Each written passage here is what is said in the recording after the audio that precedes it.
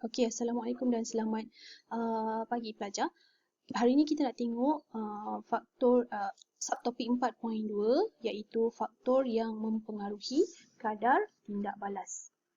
Okey, jadi ada 5 faktor yang mempengaruhi kadar tindak balas untuk tajuk bab 4 ni, iaitu yang pertama ialah suhu.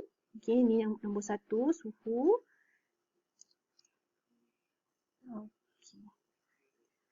Okey, yang pertama. Mana pen cikgu ni? Okey, kita ada yang pertama, kita ada faktor suhu. Kenapa tak nak keluar? Okey. Kemudian yang kedua, kita ada faktor kepekatan. Okey, yang ketiga, kita ada faktor saiz. Yang keempat, kita ada kehadiran mangkin. Dan yang kelima adalah faktor tekanan. Okey, jadi kesemua ini adalah faktor-faktor yang akan mempengaruhi kadar tindak balas. Kita masih lagi nak cerita pasal kadar tindak balas. Jadi, suhu kita rujuk kepada suhu bahan tindak balas. Okey, kepekatan bahan tindak balas, saiz bahan tindak balas, okey, kemudian kehadiran mangkin dan juga tekanan yang tindak balas yang melibatkan keadaan gas. Okey, tindak balas yang melibatkan bahan dalam keadaan gas. Okey.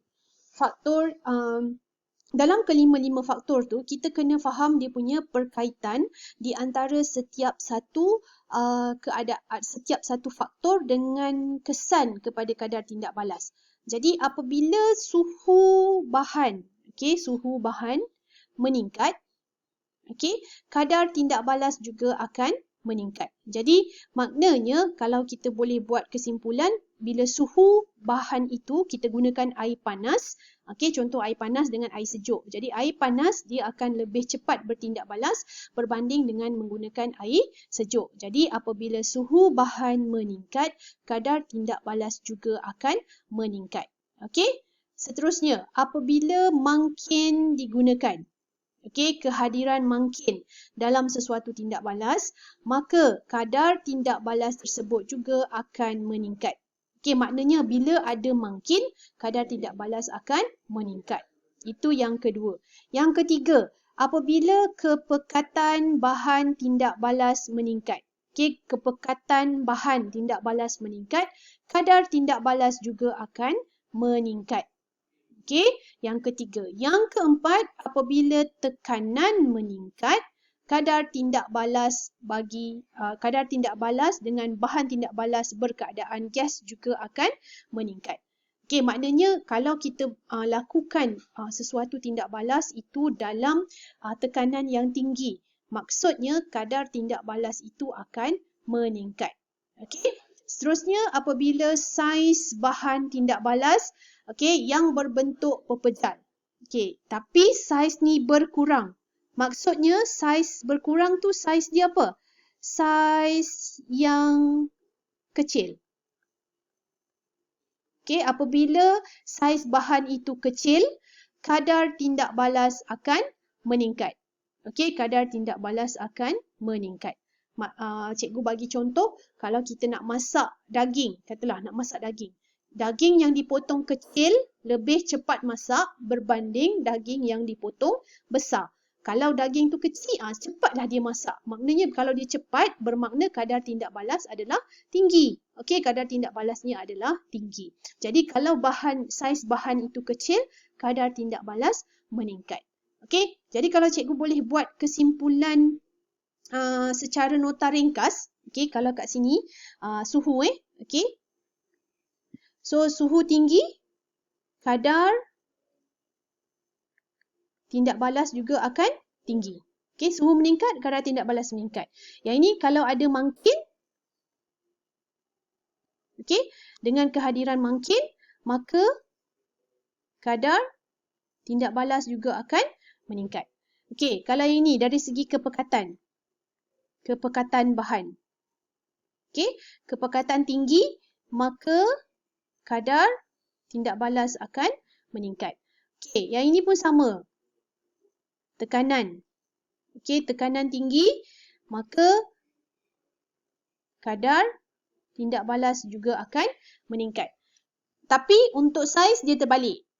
Saiz yang kecil, saiz yang kecil akan menyebabkan kadar tindak balas meningkat. Itu dia faktor, 5 faktor yang berkaitan dengan kadar tindak balas. Faktor yang mempengaruhi kadar tindak balas. Tekanan. Tekanan mempengaruhi kadar tindak balas. Kadar tindak balas yang melibatkan,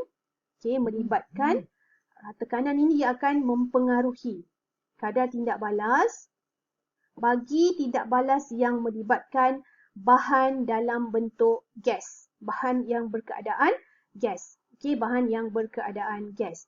Jadi, bagi tindak balas yang melibatkan bahan berkeadaan gas, kadar tindak balas lazimnya meningkat apabila tekanan meningkat. Maknanya tekanan tinggi, kadar tindak balas tu akan lebih tinggi. Baik, sebenarnya kalau nak ikutkan dari segi faktor, ada banyak eksperimen, ada 5, ada 4, tak silap cikgu, eksperimen dalam buku teks yang kamu kena faham. Tapi eksperimen-eksperimen itu kita akan buat selepas kamu naik naik sekolah nantilah sebagai PK.